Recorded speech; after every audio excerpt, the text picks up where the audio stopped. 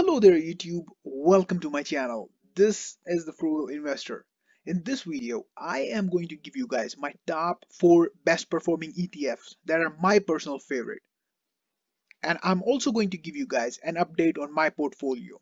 With that said, let's get right into it.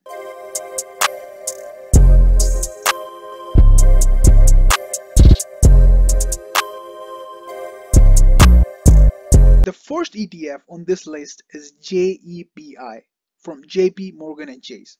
Now this ETF, it was just launched in May of 2020. So this is brand new ETF and it was launched at a time when the market was down and it was coming up. This ETF gives out a monthly dividend. It is a very rare type of ETF. It gives out a fixed monthly dividend income. And the dividend yield as of today is 7.51%. That is amazingly high dividend yield. There is a certain reason why it gives out such a high dividend yield, and I'm going to explain to that in just a bit. But this dividend ETF, I love it because it is backed by such a solid company, JP Morgan & Chase. It gives out such a solid dividend yield. It is the largest bank in the country and they have got a brand and a reputation to maintain. And that is why I trust so much in this ETF. This ETF was reserved only for JP Morgan's investment clients with a lot of money. But now they have opened it to the retail investor as well, which in my personal opinion is a great opportunity for people like me and you who don't have a lot of money to invest, to get all those gains that those people with a lot of money can get. Personally, I do not know how to buy and sell options. I do not do that, and I do not really have time to do that. So I let JP Morgan and Chase do that for me, and that is what this ETF does. 15% of their portfolio goes to equity linked notes.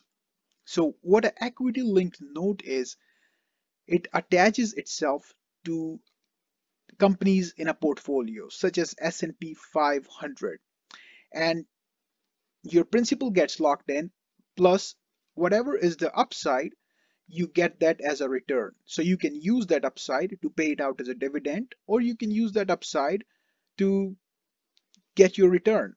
So that is what an equity linked note is. It's basically an option call on an equity in companies that are like S&P 500. And that is what this ETF does, 15% of this portfolio.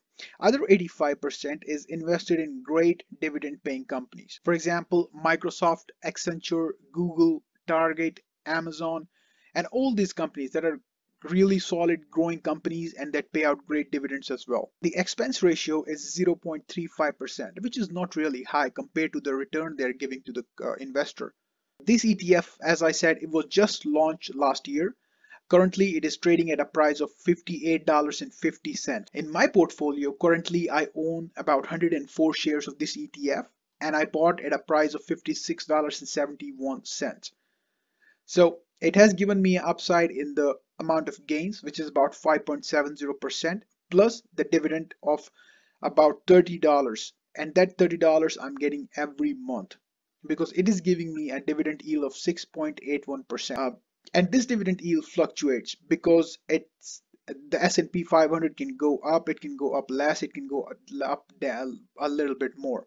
So based on that up and down movement, it gives you the return. And that's why the dividend yield fluctuates. Your principal is locked in. So it promises me all the return minus the risk. Moving on to the second best dividend in my portfolio that I hold and that I really like is VYM, Vanguard High Dividend Yield ETF. Now this is a classic. This ETF, almost every dividend investor owns in their portfolio, every long-term dividend investor. This dividend ETF is spread out across large cap companies. The expense ratio is 0.06%. The ticker symbol is VYM. The current market price is $102.95 and the dividend yield is 2.85%. If you invested $10,000 in 2011 into this dividend ETF, it would be equal to $31,000 today. That is a great amount of return. That is not counting the dividends. The dividends are separate. You get that separate. This is just the amount of growth that this dividend ETF has produced. Currently, their top 10 holdings are JP Morgan and Chase, Johnson & Johnson, P&G, Home Depot, Bank of America, Intel, Comcast, Verizon, Exxon, Cisco.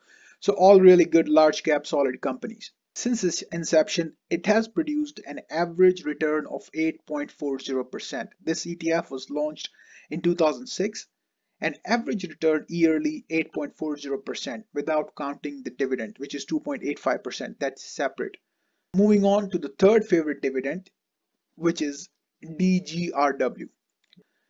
The current expense ratio is 0.28% and the dividend yield is 1.83%, which is not super high, but is also really not bad.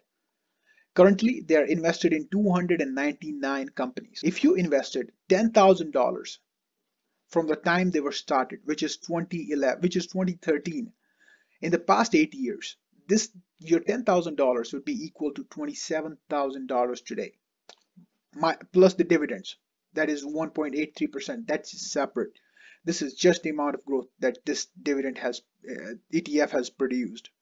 If we look at their return before taxes, in the past 10 years, they have produced an average return of 13.56% year over year, plus the dividends.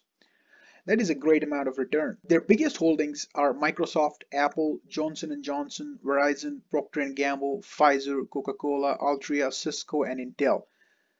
A lot of overlap with VYM in this ETF, and that's why I just hold VYM, but this is also a great ETF for any beginner or advanced dividend investor to hold in their portfolio as an alternative to VYM. It's a little bit more expense ratio as compared to VYM that had an expense ratio of 0.06%, and this has an expense ratio of 0.28%, and the yield is also very less.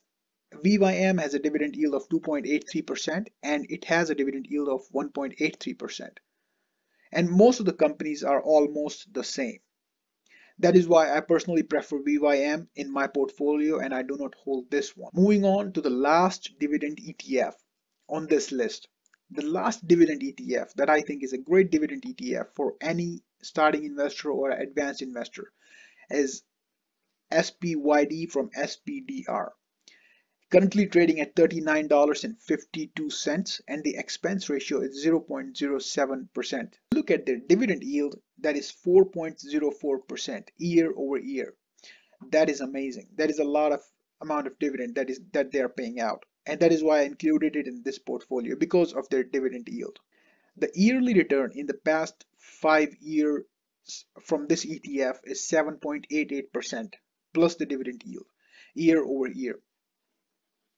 The yearly returns are not high, but the dividend yield is more than enough to make up for it. Since inception, it has produced a yearly return of 9.97% year over year, plus the dividends. And this fund was started in 2015. That is a good amount of return.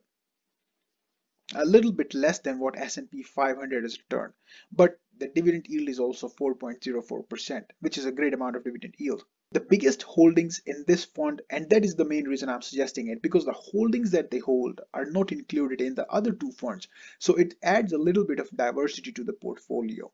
Seagate Technology, Hewlett Packard, Haynes, Iron Mountain, Regency. So it's very well diversified across different sectors.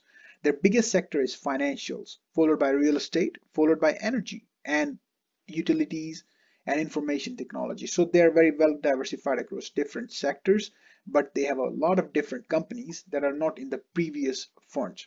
And that's why I added to this list to add that diversity. So those were my favorite 4 dividend ETFs at this moment. To give you guys an update on my portfolio, currently my portfolio is at a value of $144,873.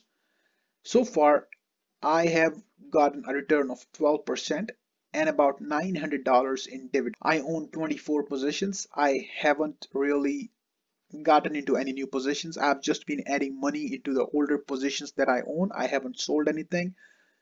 And my biggest holdings are Apple, Google, Facebook, JP Morgan and Chase, Tesla, JEPI, and I will be making them even more bigger. JEPI, JP Morgan, I will be making them more bigger because they are my favorite positions. ride or die stocks, and I will be buying more of them as I keep more adding more money to this portfolio, to this beast, to this machine that is a dividend paying passive income portfolio.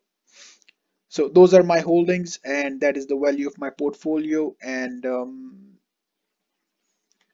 yeah, with that said, thank you for watching and see you in the next one.